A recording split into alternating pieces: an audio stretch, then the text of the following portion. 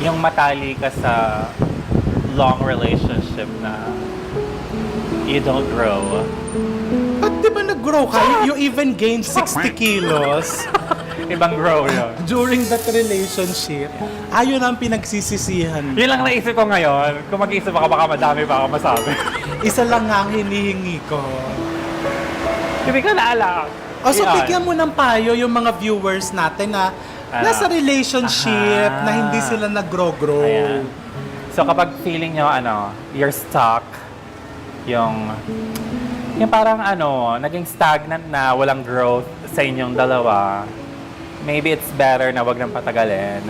Call it off. Move on. There's like 8 billion people in the world. You'll find that one person. Na ngayon, hindi mo pa din nakikita. Yan. Diba? So malay